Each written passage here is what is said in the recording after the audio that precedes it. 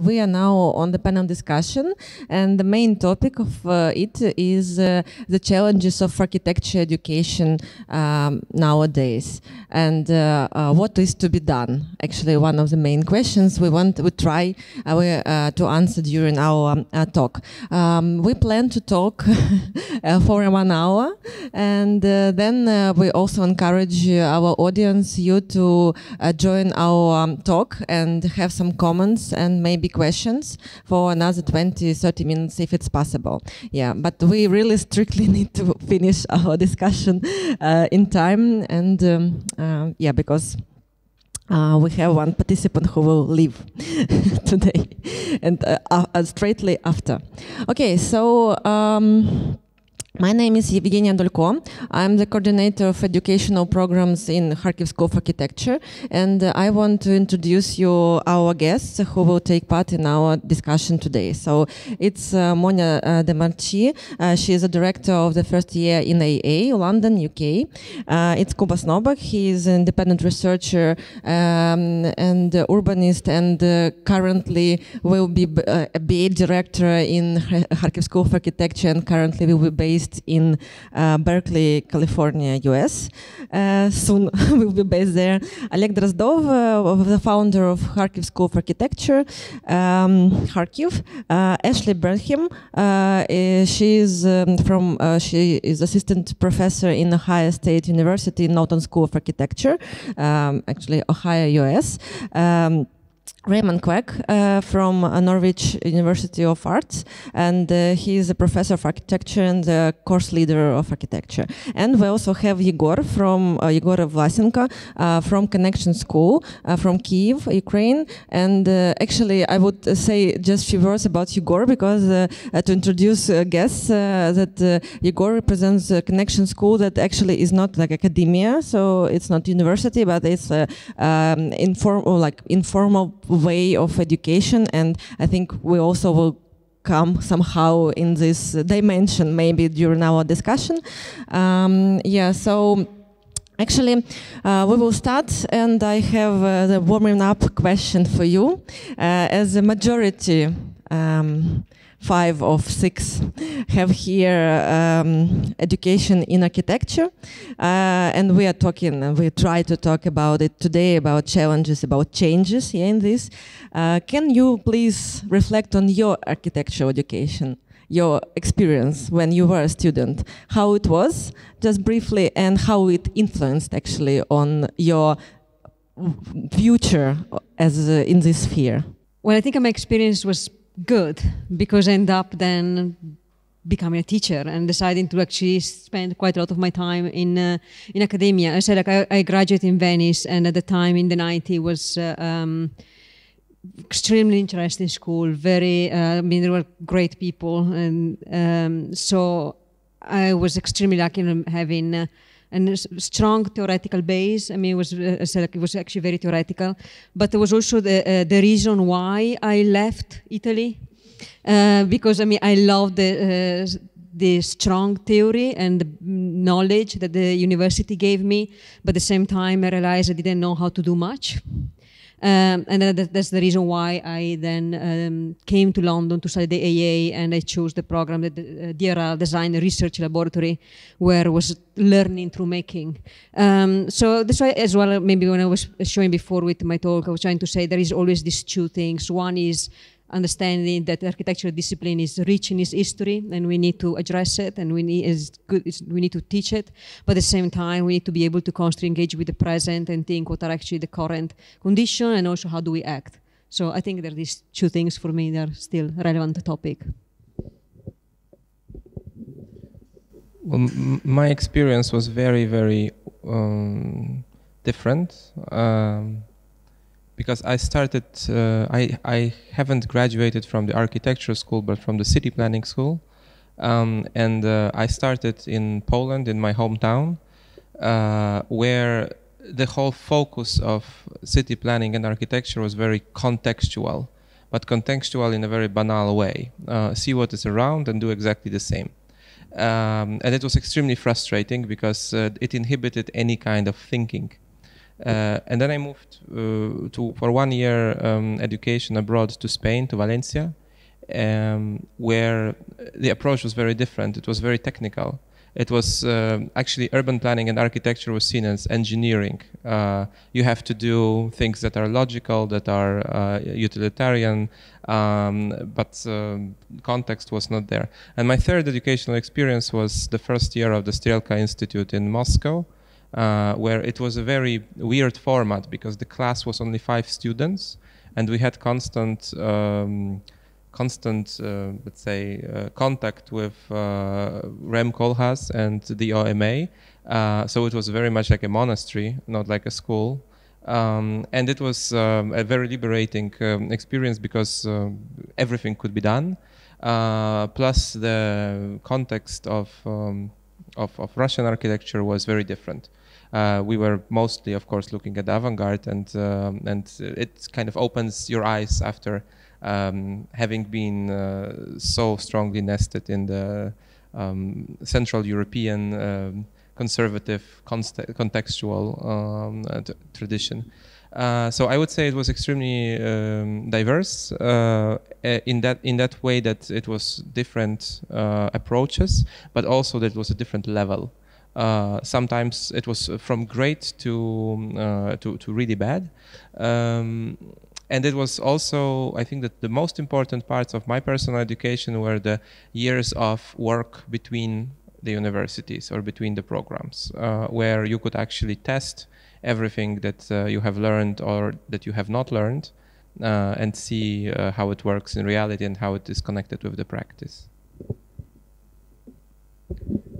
I'm graduated in Kharkiv Institute of Building Engineers. I don't know how to straight translation, and in 80s, and this was epoch then it was completely whole Soviet Union and concept collapse, and yes, but we still are partying on flag, no future for you. And this was like some kind of we not believe for any good change at all, and this is like a one focus was a very rich social life. I mean, it's mostly a party and collective project, and this is it was not digital era, and this is what it means that collaboration was important to reach deadlines in very short period. It's mostly by very deep and then big collaboration with the friends, and this was a good case study what is collective work is, but I could say, and also we kept our activity in very informal way, and this was epoch of paper architecture, and maybe this is like this international, partly local competition form our, I don't know, vision to architecture, absolutely independently from school. And I could say maybe this is spending years and years practice, discussion, traveling, and I'm just learn basic things during, I don't know, 2 decades after school.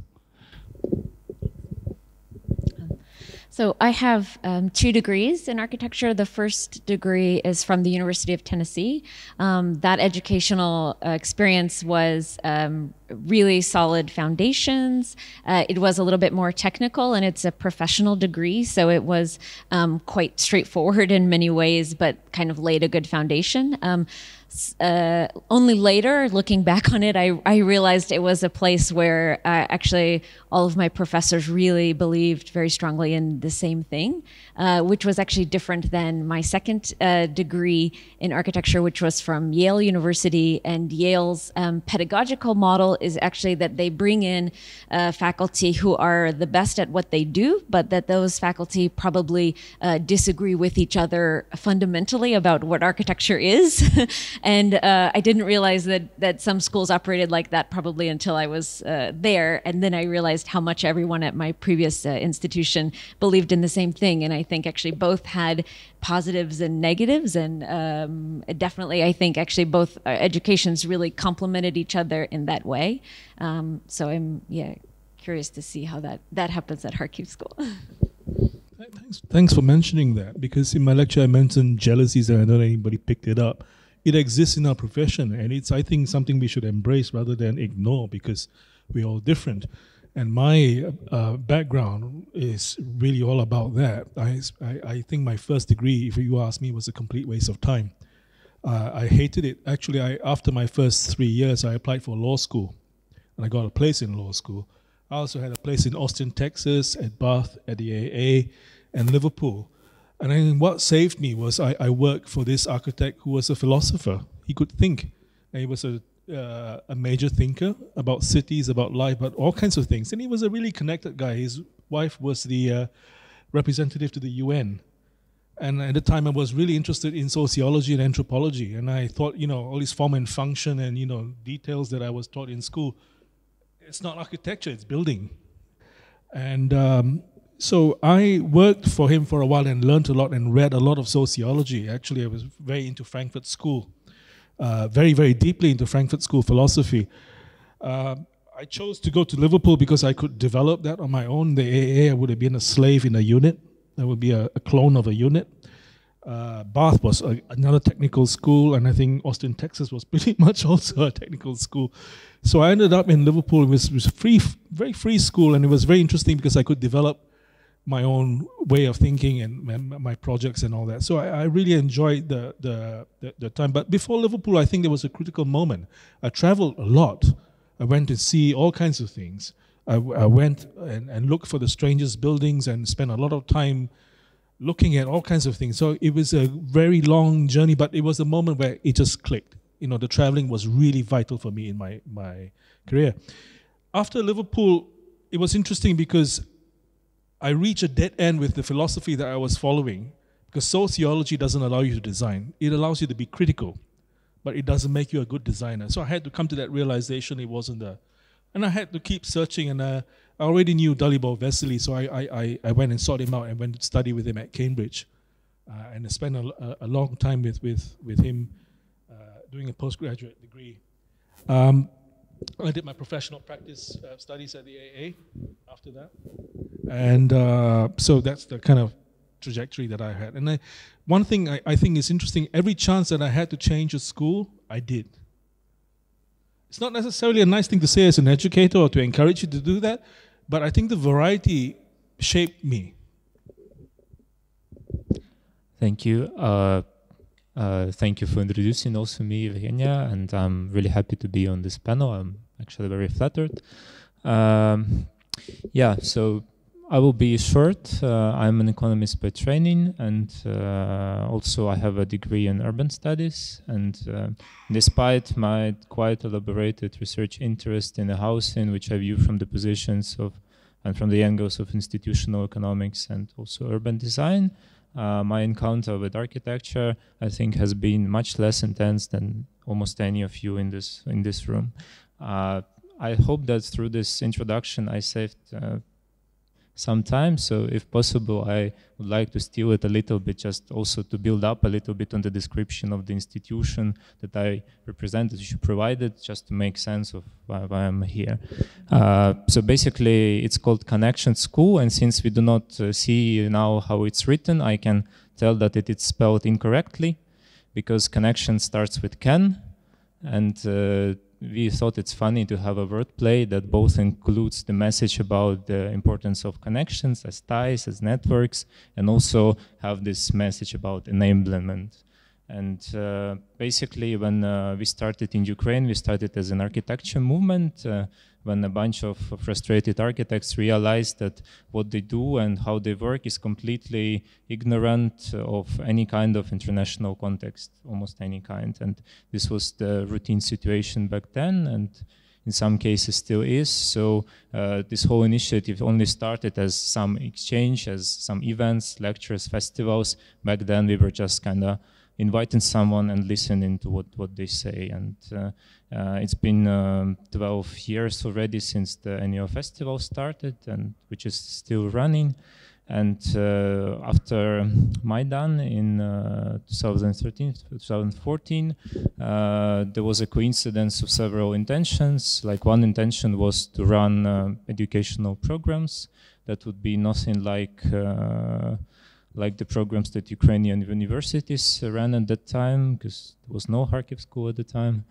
And also we tried to recognize and to address somehow this general message of the public protest back then, which was basically disbelief in any kind of authority, public authority, and lack of trust in the society, these divisions that were unfortunately brought up. And so in our work, what we still do is that we really focus on communications, first on very technical sense, since architects in Ukraine are never trained to actually communicate their ideas due to the whole tradition of the planned economy, when actually everything that you produce, it just goes into certain niche, and you should not ever even explain it to anyone except a very, very narrow circle of professionals. And on a broader level, we also realized that the city planning, and actually what you said, Rаймонд, about the about architecture as construction in the UK, I think it's still pretty much the situation here, and especially with urban planning, since urban planning does not exist in Ukraine. It's called misтобудування, which literally is translated as city construction. Although no one constructs any city since end of 80s, I believe.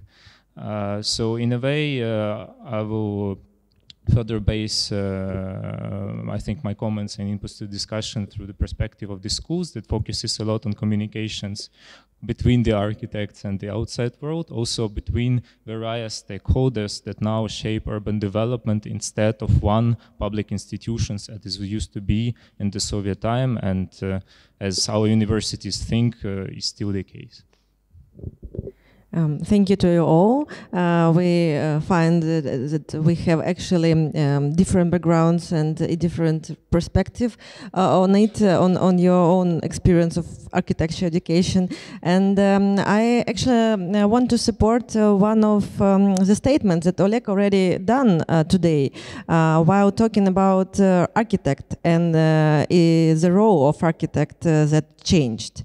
If this is a statement, so how this change influenced on architecture education, or maybe if you not agree with the statement, please also how it is and how it influences or not influences on the architecture education. I think it's like one of a general problem that I saw in States. It's more, maybe this is like more high level on conflict between education and real practice. Yeah, huge corporation and super focus on creativity, and this is never asking for in your future practice. Like, and this is super important things. It's like about education and how it's project to real practice and real, I don't know, market and mission of architect. And education have to be counted a little bit further with could be reality next day after graduation. After, I don't know, some beginning of your responsibility, practical responsibility. And it have to be something a little bit always about more about tomorrow, or I don't know, some structure or methodology how to reach continuously to climb to better future. And this is like a very important this a proportion, not to graduate dreamers, like full dreamers without the tools, without and a deep understanding of reality and potential evolutions, and it's how to be in to dream about future, but not be disappointed when you meet reality. does the architecture education changed after it already or not? I would say that I would diagnose it in the following way. I think that architects have a collection of skills that is as relevant as never, which is a possibility to imagine the future and to project it and to structure things and to create space. And I think that this capability of imagining things 4 steps ahead is something very unique, and doing it in a structured way. And this collection of capabilities and this collection of skills, which I believe are very relevant now with different crises that are appearing simultaneously, I think it's connected with a lack of enough agency of the profession. So at some point, architecture has lost the agency that it had before, not lost entirely, but it's not, the architects are not sufficiently in power of changing the space. I think that this power of changing the space has migrated to other domains.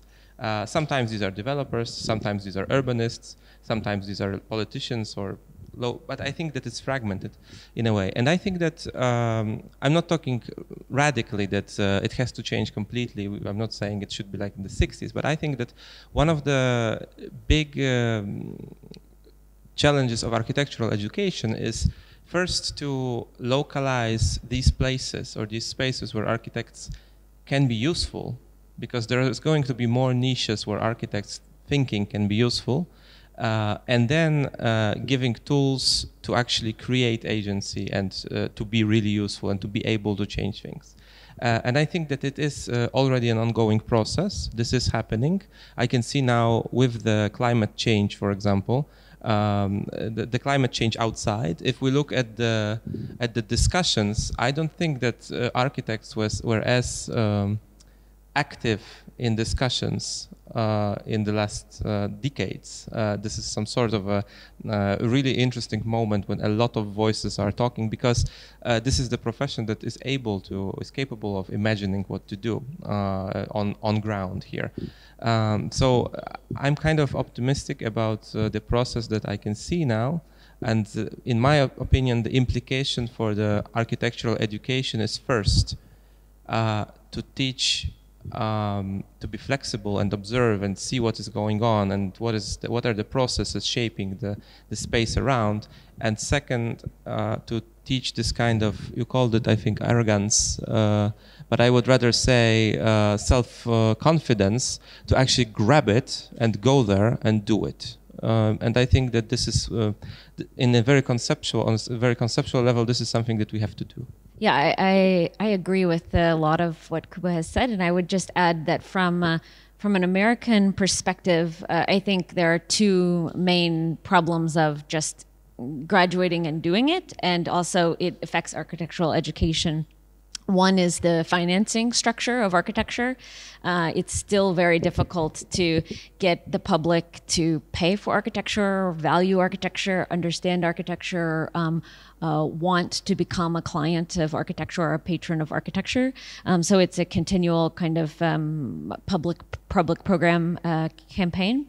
And the second is, but I think it's now it's happening in that young architects who are doing really avant-garde progressive architecture are often funding their own projects. So they're finding ways to fund their own projects. This is good and bad, I think. To let the financial responsibility lay on the architect itself is sometimes empowering. Sometimes it can be a kind of startup or very entrepreneurial, but it also comes with certain risks. And I think on the educational aspect of that, I think many questions today about licensure, and I'm a fan of American licensure actually being awarded upon graduation. Nobody does this right now, but it will be my project in 10 years or 20 years. I will eventually figure out how to do this, and because I think it's so important, because we need to be graduating architects who can the next day build their own buildings if they wish, or start their own firm with their classmates, because it's not a profession of sole geniuses. It never was, but for a while we told ourselves it was. It has never been, but the students know this more, and they want to start collectives when they graduate, or they want to get experience and then start their own firm. But all of the paths, I think, should be open when they graduate, no matter what they want to choose. I really support that. I hope you do something really quickly.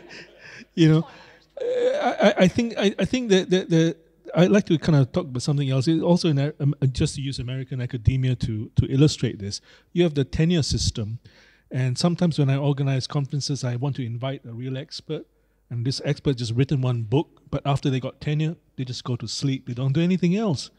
And I think in our profession, we also have people like that who reach a certain level of comfort. But when they were younger, they were really, agitative advocates for, social agency and change. And you see these people, but I can give you an example. Take Coop Himmelblau.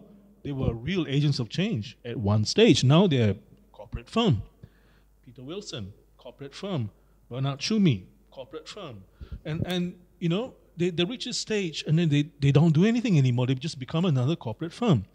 And I think most architects have this advocacy about them. They want to do something. They want to change something.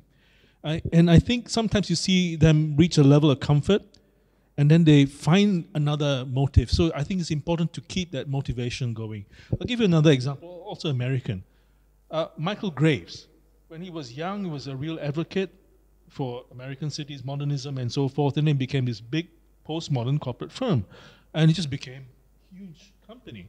But when he lost mobility in his legs, he became a huge advocate about disability in architecture. And I think it's important to find a cause to keep you going. And that cause is something that, you need to carry on. It's interesting to agree with you about if we are coming to the architecture education. It's important to find the course, but how? So we can a little bit turn into the tools. Yeah, if architects' role changes, if education should or are already changing, do we have these tools how to work with these changes and how to work with the future that we don't know, and what are them, please? I would like to address it from the position of educational institution, also based somehow on what Kuba mentioned about the challenges that we face now, also something that Monya in her presentation earlier also listed as one of those contexts in which her institution has to operate and which it has to acknowledge. So here I would like to refer to quite utopian concept of an ecological university proposed as one of possible alternatives by Ronald Barnett. And it somehow addresses the current state of the universities, which are forced to become more entrepreneurial, as everyone else also. And in a way, on the contrary, ecological university is the one that assumes somehow responsibility for well-being of its environment, and somehow addresses these challenges that are coming up. And of course, this is an utopian vision. It's quite hard to reach. For many reasons. Among them, first of all, I think is the basically also what I think was somehow mentioned in a certain way in your presentation was that if it's university mission to, let's say, propose and promote certain vision and thinking, and then this vision somehow has also to meet the students' welfare and they are very specific needs. So we either, and this is also a dilemma for my institution, because we are being very idealistic and we have also very kind of specific thinking about what's going on in Ukraine, how we can address this or that problems on this or that context, how we engage stakeholders. We like to think even on a national level, but sometimes this comes at a compromise of actual pedagogical or other effects. So basically that impact the students, and we are responsible for them, and basically we have to deliver to them the promised knowledge or skills or whatever. Also, we have recently published a book by Rendia de Graaf. It's called For Walls and a Roof, and it contains a lot of interesting thoughts, but basically I think he's, among other ideas, he constantly asks himself like whether architecture can actually do something about what is going on in the political world and in the world in general. And I think that the conclusions that he reaches is rather a no, because these are tectonic processes that take place on a completely different level. He finds an antagonist for himself, but this is not the politician or some, he's just an architect. He calls his architect the architect who works for developer. This is the one who he is prepared to deal with, but not more, unfortunately. Okay, can we come to the tools that of education, because it's really important that do we actually have them in our institutions that we are working to deal with these changes, and how pedagogy reacts, and what tools it uses, also you uses as actually professors in universities. I'd just like to make an observation. I think for me, being in as a student, educator and architect about 35 years or a bit more, I've seen a major change around the world. I think the schools that limit you, that very, very technical schools, are getting less, and the more investigative schools or programs are more. And a lot of the projects are much more investigative. A lot of the projects are about defining your own brief. You know, you see that in many, many schools. I'm talking 20 years ago, you don't have this, here's your brief. I don't know if you've seen, but in Harvard in the 1950s, those guys, they had a question, like a mathematical question, A4 sheet. That was the project brief. They had to answer it. That's why they had this notion of solution. They spoke that way. We don't speak like that anymore. And I think that the investigative ability is built into a lot of projects in a lot of schools, and that allows them to take those skills and you know, transpose them. I mean, like for me, like the main thing about tools is not too much deciding what are the tools. I always say, like, I'm not interested on the what, I'm interested on the how. So in the how in the school is how do you get the money to buy the tools? I mean, as I say, there's always kind of the step. There is always the step before that is actually the one that block everything. So I think in general, the resources, the initial resources that allow you actually to do something, they are extremely important. That's why I think the discussion, or often the public program or anything that open up beyond what's happening inside the relationship between students and a teacher is actually quite important, because you open up the discussion, you open up as well interest, and those interests also become a way of getting sponsor or getting support. So for me, I always say that's the initial things that matter before any other than the tools.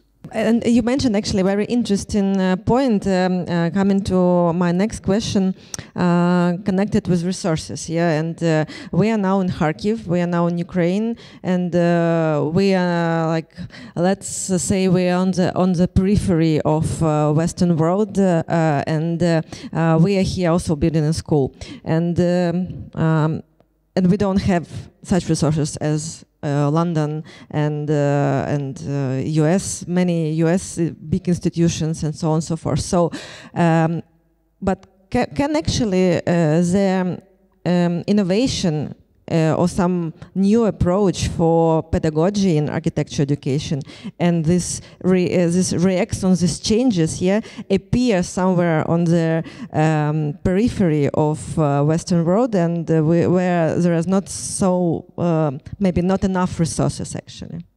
I could say that probably it's most interesting way to develop something in shrinking city and some kind of decreasing situation or mood, general society around, and this could be also way, but it's a different way in case if everything can increase and booming and from financial point. And if we're talking about a quality, architectural quality or quality architectural education, it's not really depends so much from this situation. And this is, it's always disadvantage could be turned to advantage, like in our case with a big lack of human resources and maybe financial resources, we kind find other way, and we in the same times we are trainee to have a deal with reality, and school. I don't know, some kind of circumstances or that form educational process also easily could be projected to reality, to practice. If I may, I think I can answer your question quite in detail, because every single project that I have been doing was always a research of something happening in Eastern Europe and trying to figure it out. And I would say that it is possible and it isn't possible, because my personal experience shows that if you don't have enough money, you are more efficient, unfortunately. Like it really works like this, that at the moment when there is some sort of a financial comfort, there is no ingenuity anymore. Like it's really difficult to force yourself, and typically when the budget is half of what it should be, it's the most creative moment, unfortunately. On the other hand, so I would say that with limited resources, it's really easy to get out of the box and look at what has been done and do it differently. I don't know, design a tool or design an efficient way or find a new process or something like this. On the other hand, I think it's extremely difficult not being in a global city like London or like New York. It's extremely difficult to get visibility of the project. It's just impossible. Sometimes I'm looking at my friends that live in London, and they do something and they just talk to their friend who is a journalist in a newspaper that covers the whole world, and it's so easy. While like being outside of this personal contact with people who are in the center makes it very difficult to make the ideas visible, which I don't say is impossible, but it takes a huge effort.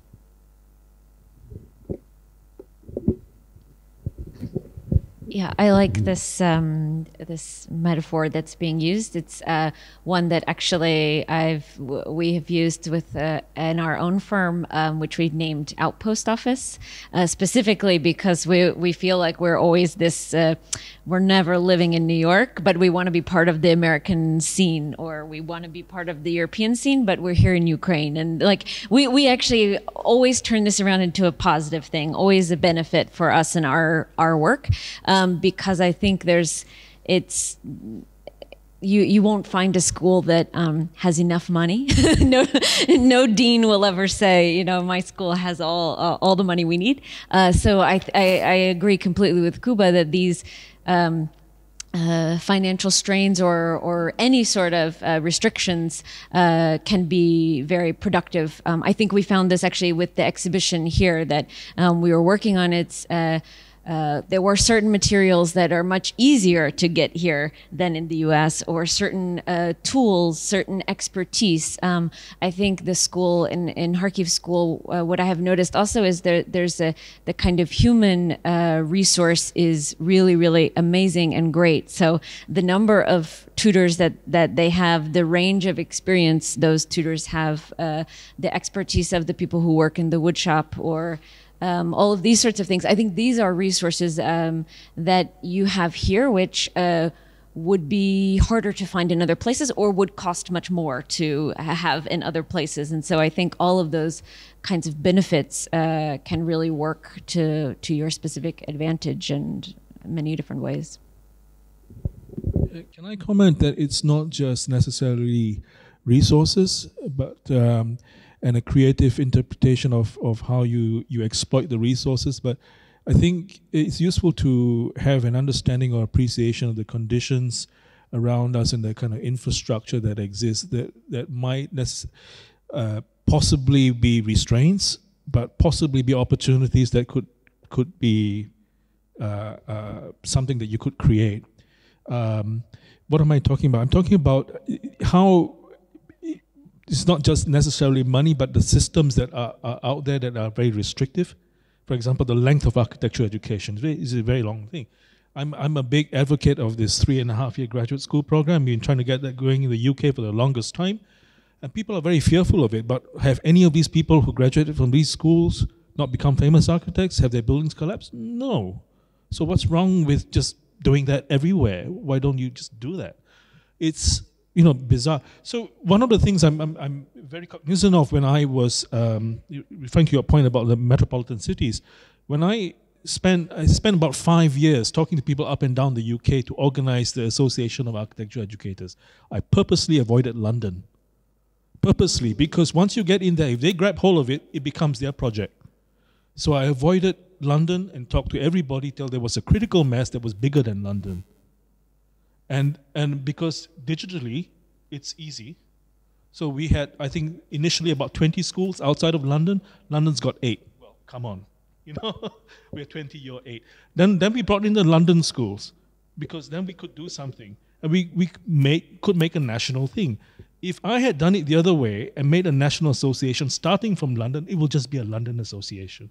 It will not, because nobody will participate, And there's a way of doing this. I think you just have to kind of think how to work around the infrastructure that exists that's sometimes quite limiting. Yeah, so I hear that Kiev is a little bit like London, not in terms of globality, but in some instances.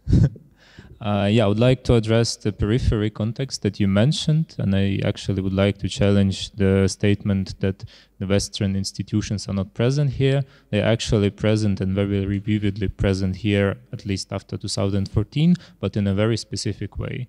The form such presence takes is normally through capacity building or technical assistance projects that currently in many instances, in many examples, they shape also institutional and legislative frameworks also for architecture, planning, education. Coming to education, I don't think that even establishment of such institution would be possible some years ago. So something is changing, and there is certainly some external influence involved. And also there are, of course, some projects that are now very actively contracting with, let's say, the ministry responsible for building norms, is responsible for general, for endorsing some legislation concerning urban planning, territorial organization, so many things.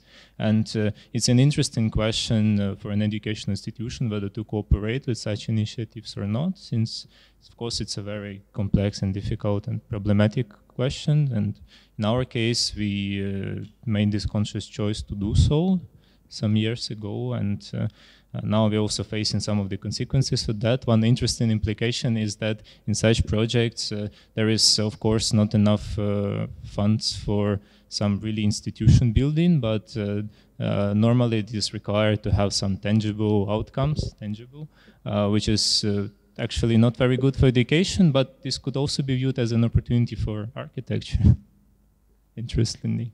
To try to summarize it, we can. I think that you answered actually that we can build a school on the periphery, but my question was about can this innovation and something new that will be used and will influence on the discourse in the world happen here without media, without friends from London, world-known architecture magazines, and so on and so forth. So I just want to a little bit clarify. To build it, we discuss it. But how, if we will have something, first question, and how to spread it, if it's possible. We will use your strategy, if it's possible. Publicity. I had an American colleague, I don't know if you know him, Chris Knapp. He was in Michigan, in Australia, and he wanted to build a school with me in Australia based on the American model and have a lecture series. So we had a lecture series, but for him it was important that we spend $10,000 on the poster for the lecture series, and I didn't know why. It took me a while to understand what he was trying to do, because for him it was important, the poster, the whole propaganda thing.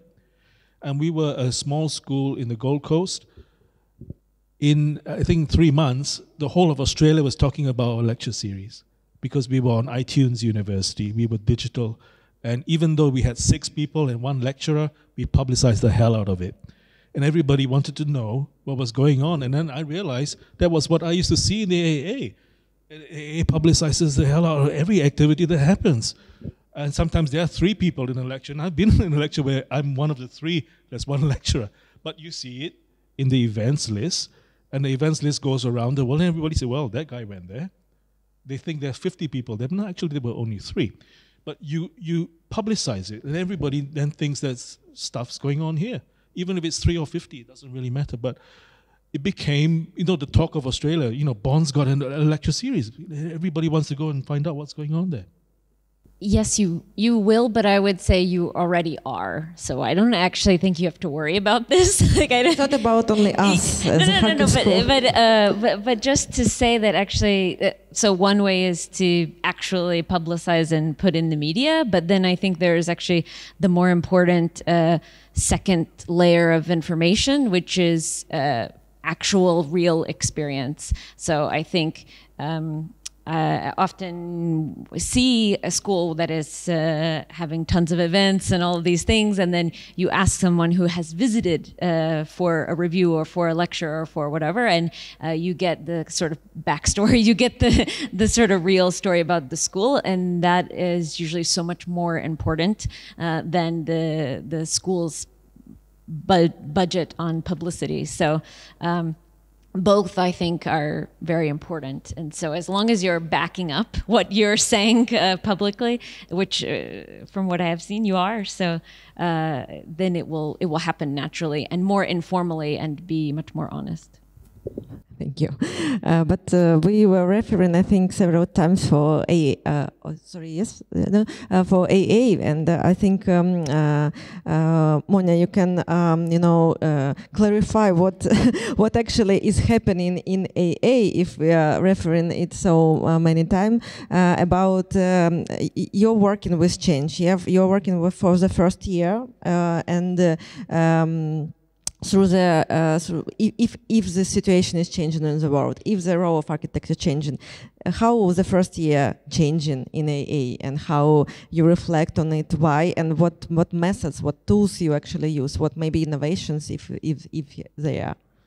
There's the thing that there are a lot of complex questions of which is impossible to give a straightforward answer. So, I think, there are a few questions. I'm trying to see if I can answer in a straightforward manner.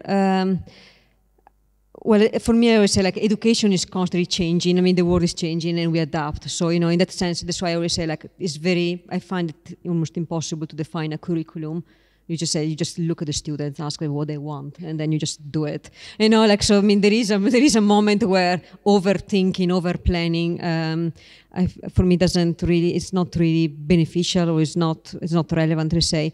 But and also the reason is because, going back to one of the initial point, I noticed as well that people that enter architecture, they already have an extremely skill that not many people has, which is understand complexity and turn it into something spatial. And I'm not talking about design. I'm really just saying they understand the complexity that is temporal. They can project, imagine futures, and at the same time they're able to see how that can be translated into way of living. And that one, we don't teach it. People that come already, they have it. And as I said, and clients, they have it as well. As I said, it's not only a question of studying architecture, it's a question of investing in architecture. So I find that one fascinating. And it's when you have these kind of skills already in the building, you just need to just do something with that. And same thing, like going back to public program, lecture, advertising, I always say, if you get interesting people and you invite them and you have a discussion, there's nothing else you need to do. You just, maybe you can film it and put it on YouTube. Doesn't matter if there was one person, 100 people, who care? I mean, honestly, I don't think it's a point. You know, like you just have the material. It just, if you feel something it need to be shared, you just share it, and you're gonna have people that like it, people that dislike it. It's not quantity of crowd that make a difference. Quantity of investor, maybe yes. Going back to my initial point, but you know, it's not too much the audience that matter. That's, I don't know if I answered a bit some of the questions. I think that some great advice was already mentioned in terms of dissemination of some tools, of making them known, making them published. But I also think that just in order to really add something, we actually have to go to definition of the research that you provided in your lecture is actually doing something or noticing something that no one noticed before. And this is possible in any context, but it requires, of course, a lot of effort and continuity and precision and reflectivity. And maybe I can come up with one, not yet very bold example, but still an interesting one. It's related to the word that I will now add to my English vocabulary. It's this andragogy as a addendum to pedagogy, but for education for adults. And this is something that in my institution we sometimes practice when we put together in one classroom people from very different mindsets, generation and cultural backgrounds, and also from very different positions of power. And to make sure that, for instance, architects, planners, city administration representatives, they're not just being present there as a panel or as a visiting expert or as a review group, but they are part of the same classroom, and they have to find the middle ground over a long period of time, like throughout the year. And this is something that potentially brings very interesting results for us so far. And if we continue with that, maybe we end up with something that is novel. I would like to come back to your question, initial question. You actually asked if it's possible to make something transformative in the periphery and transfer it to the center, more something like this. I would enter the discourse. I think that it's very important to always remind yourself what is your priority. And I think that in case of this school, the priority is to give the best possible and the most relevant education here. So there's a question of the, let's say, the type of relation between Kharkov and the rest of the world. And I think that this relation is very important, that it's double-sided, with the bigger emphasis on actually bringing in than giving out.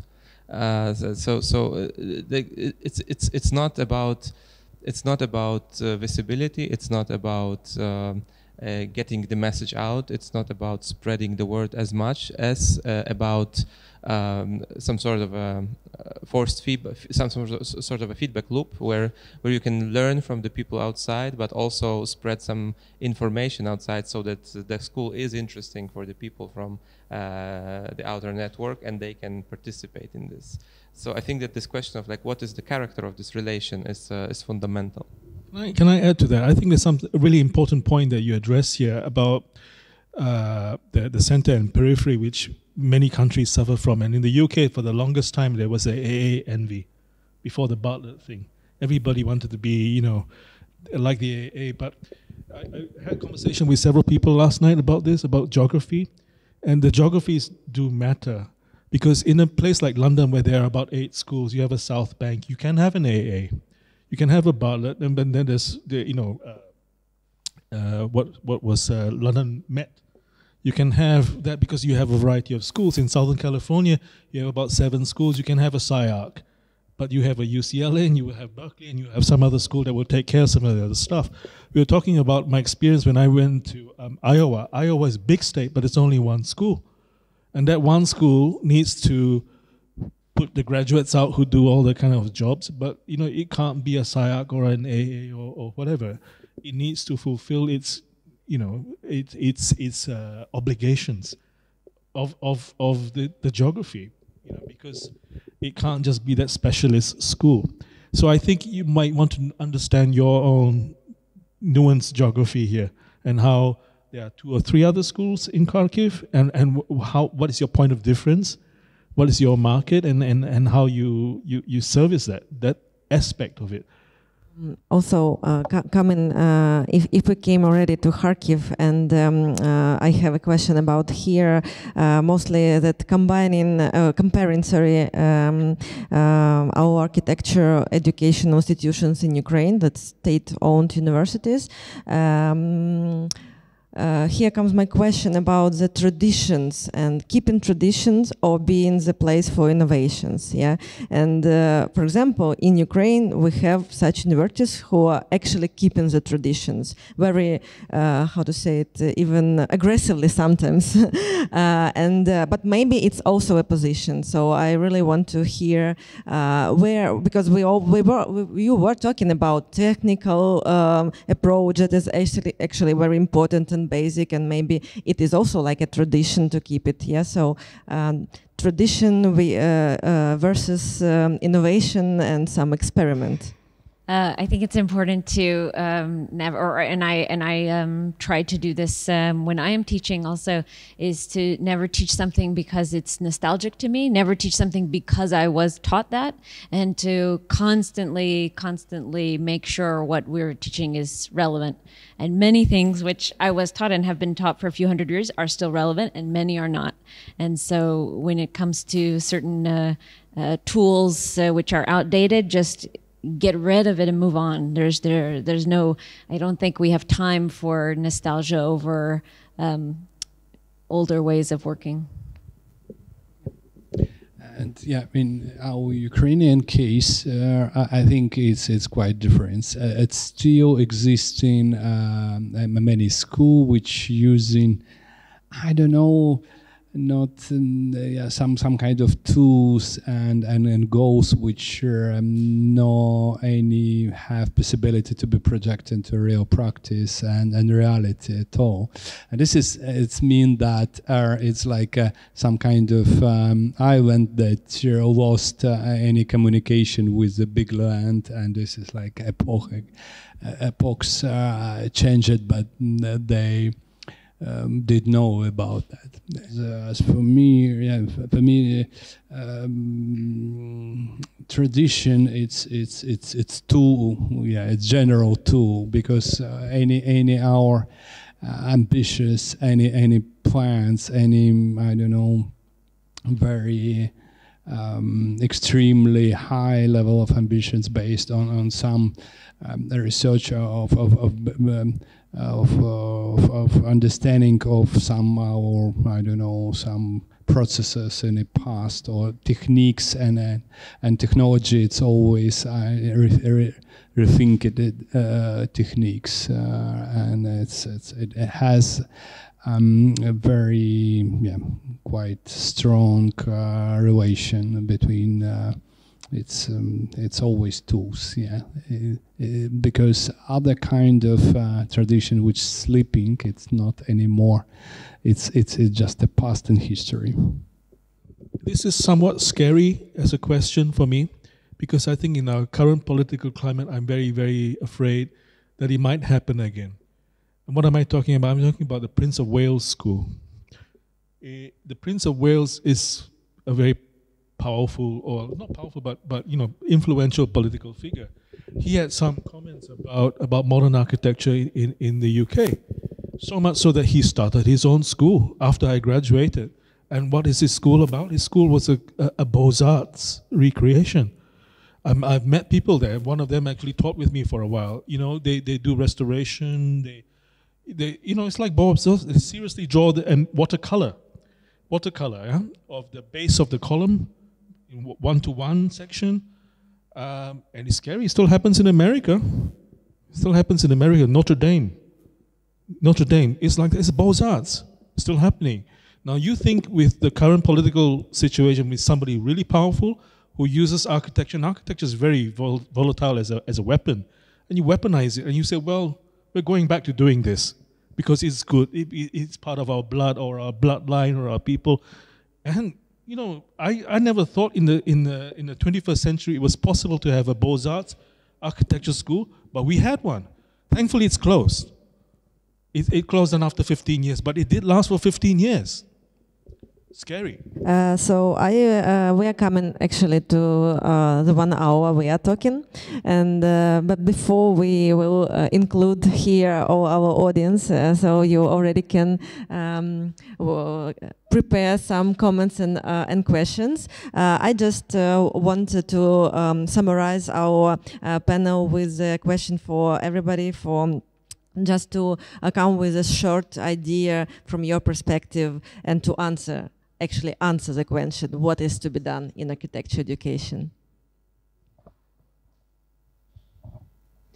Help the students to be active and smart so they can take decision and say what they want. I mean, continue, right? We need to continue doing architectural education and not stopping, and continue changing it every year and adapting it every year. And maybe finding the tradition in this constant adaptation rather than in stagnation, because the word tradition sometimes reminds you of stagnation, but it doesn't have to be like that. They have to find a much more ways to interact with reality, something there outdoor of school. Agreed. and just to continue to share, I think, with the public as much as possible what architecture is, to educate the public, not only our students. I would say argue amongst yourselves, because you will find something that you will then chase. I would say stay reflective to the state of the society at large, and address some of the needs that could be identified and addressed within this humble scope of. Great, thank you. Thank you, you were listening for us. And we have time for our questions, for some reflections. So please, we invite you in our small discussion if you have anything to clarify or just to comment. Yes? Thank you for a nice conversation. It was really interesting to listen, and also to reflect on the personal experience. I would like to address the thing that Kuba said about the architectural thinking and how it's important, how it can be used in today's crises. I understood that maybe there's different people understand the way architects think differently, and people think differently. And maybe you can say, like, what are the main virtues of architectural thinking that are so important for today's world? Thank you. I was yesterday talking with Simone, who is sitting here, and he said that what he likes about architecture, that there is always this kind of, you're always on the border of profession, and you have to find other things that you are connected to. And I think this is a constant situation when you have to reach out to other for other experience. You have to learn, you have to look at how things are done. But what the architects always do, I think they are imaginative. If not, they are not architects, if they don't actually project some sort of an idea. And they are always structuring information in some way. I was really, I'm so bad with names, I will not remember. But I was so really shocked to read a book by the founder of MIT Media Lab. Maybe you remember the Negroponte is his name, I think, Professor Negroponte. And he actually started as an architect, but then he figured out that there's not so much to do for him there. And he went to the digital world, which was in the 50s or in the 60s, and actually took the names and definitions from the architectural world to the digital world. So we talk about architecture of a processor or architecture of a computer or etc. And there are like many things from this kind of structural thinking that he brought with him. And I think that for me, this is the core. You can imagine something, you can project it, you can structure the information, and you can learn from very different areas how to do this with the least amount of mistakes. I feel like we're skirting the issue.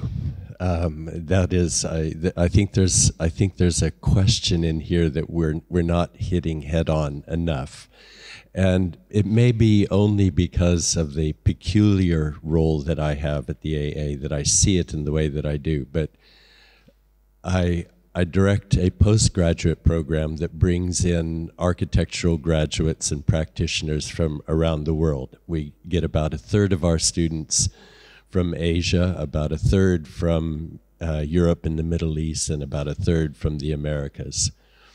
And the problem that I find is that most of them have not been taught to be simultaneously capable of reasoning through architectural projects and critical and evaluative.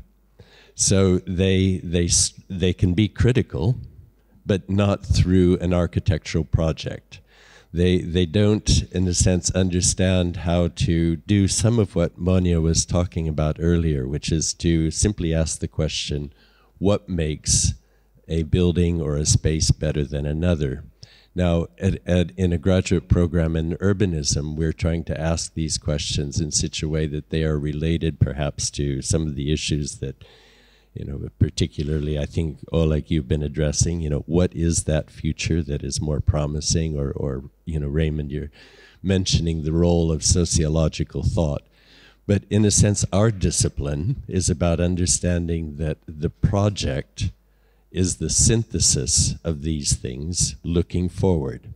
And so, as Monya said, it's about understanding the student has that capacity for a kind of complex and critical synthesis.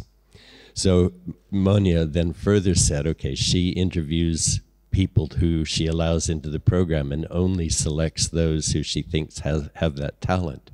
But then there's a question of the value added of this school. How do we develop that talent? Now, to me, when I look around and I see the kinds of students that we're taking in from around the world, I think there's a fundamental problem in architectural education globally, and that we are somehow not integrating critical thought into the understanding of the project. And this is what we have to address here. And if we address that here, it's not so much just about the dissemination through social media. In a sense, it's fundamentally the question, how do we understand our field as a critical projective discipline?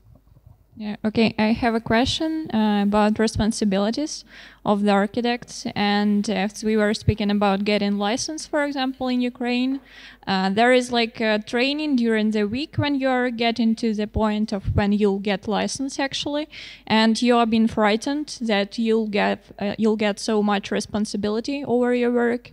So when accepting actually the position and your license, you have to become like a hero or a victim for taking those responsibilities for you as an architect. And speaking about Ukrainian architects, and for us bringing Ukraine on the global arena of the whole architectural world, should it be your private responsibility of how you represent your country, or it should become like a shared responsibility and part of your job to like educate your community around you and to make it something shared? How do we represent our country, our culture? Nice to get a question from colleague. It's always responsibility everywhere, and in any case, like your. In your practical travel, then you arrive some such kind of absolutely new environment. It's very, very important spend, maybe biggest part of your time before concept to understand all issues, all rules, and many things that behind your task and plot. That's there. Which kind of social thoughts, qualities framed these place, society, people around. Yeah, and also I mean, if you're talking about license, it's usually local architects took this lower part of responsibility, but any architectural actions in some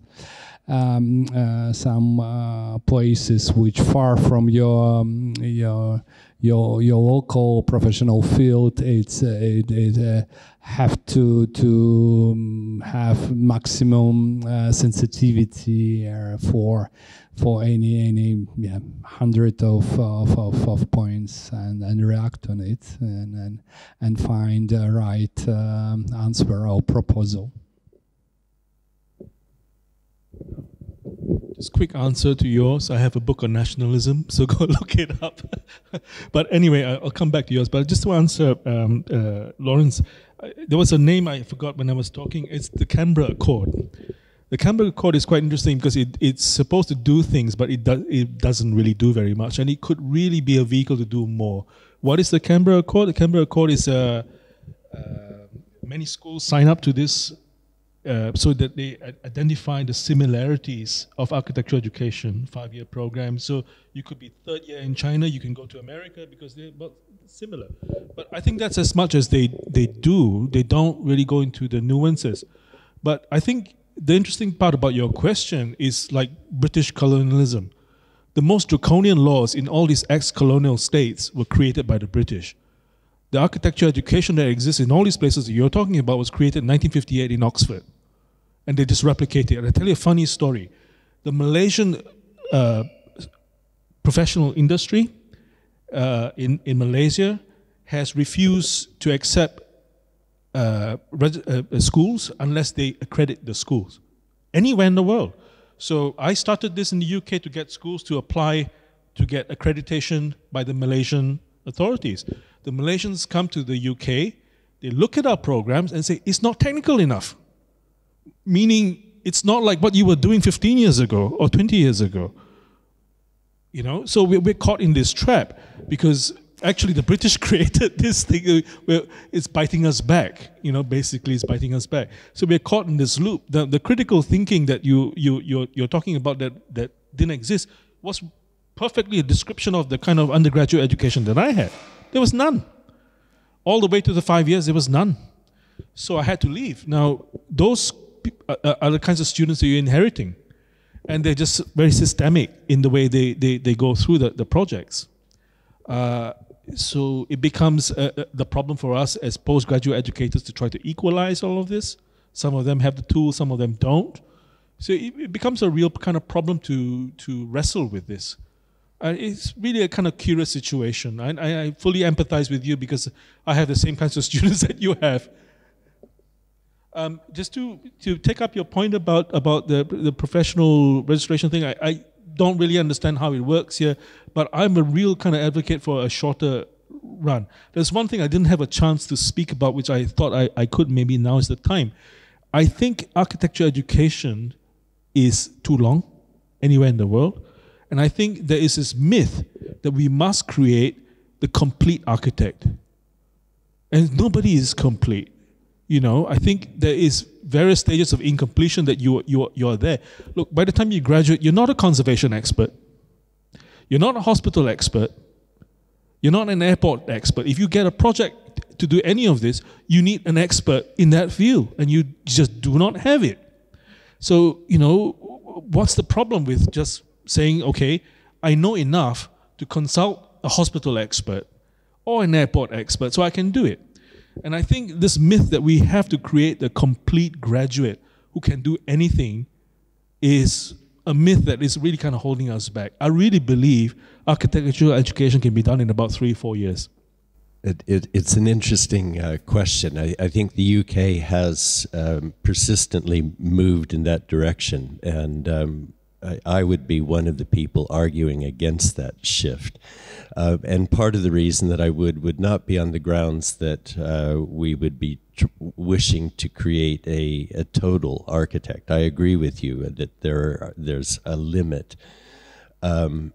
and one always has to accept and recognize one's own limits, and they're cultivated further in the field after we graduate. Indeed, all of that is true. But it's one of the conversations that we were having, I think, recently with Anderson Inge in thinking about the differences between North American technical education, German technical education, and British technical education. And British technical education, we feel, lags behind in general. And the problem that creates is that students do not feel confident enough in their awareness of the technical solutions to projects to be as creative as we might wish them to be. And so I think that it's something that we have to look at, that is the amount of time. But if you're simultaneously arguing for licensure to come directly out of the educational process, and also to shorten it, I think it would be a disservice to the creativity within the field. Sorry, I just had a brief comment because I want to go back to Lawrence's point about criticality. I think there's a couple things to it. One is that, honestly, I think we need to have a healthier skepticism about the things we teach, because there might be a frustration with the students not identifying or being interested in what we're interested in, and that's probably going to be good in the long run. There's a reason why they're not listening or maybe not kind of repeating the things we're saying. And so I think it's a kind of matter of contextualization. I mean, I can only speak of the North American context, but academia rewards specialization. And because of this, students are taught very small bandwidths of what architecture is, but that's rarely contextualized. So I think kind of acknowledging the strengths and weaknesses of what we're teaching them, acknowledging its legacy and where it comes from and why we think it's important, is just as important as taking them through the actual process. So for example, when you do a studio on form, which I do because I do believe in form, architectural form specifically, I'm not trying to train formalists. I'm trying to train people who understand critically how ideas about form have evolved over time and new values that I fold into that. And so I think this is a really important point, because what happens inevitably is the studio gets crushed into a very small amount of time, but really contextualizing your efforts and being open with the students is important. And the other reason I bring this up is because students today come in way more prepared and educated about the architectural field than I ever was. I was completely ignorant about architecture, but they're on Instagram, they're seeking things out, and they can find alternative voices, and they will find them, and they need to be able to understand why that voice is less important to you or how you would counter it. And so I think they're very omnivorous, and they actually are exposed to much more than we were, and it becomes really important to contextualize. As you said, we only have a small amount of space, so what is our bandwidth and why are we teaching it? If we don't have any questions more, I just will take small summaries that I have from these discussions. That actually, as we expect, architecture education and education in general is very have a lot of layers, of different layers. We can actually have a discussion on each of it, and we briefly try to touch some of them, and I think when we are coming to pedagogy and working with students, it's one layer. When we are coming to licensing and some of this understanding how the profession will be built, then it's other layer when we come into the structure and schedules and tools and different blocks, more or less. It's also other layer. So actually, I think the main thing that I feel from this discussion that we are in the process of moving, and this is really like a good conclusion, and about that education, architecture education is changing with the world. So we are also doing here in Kharkiv School of Architecture.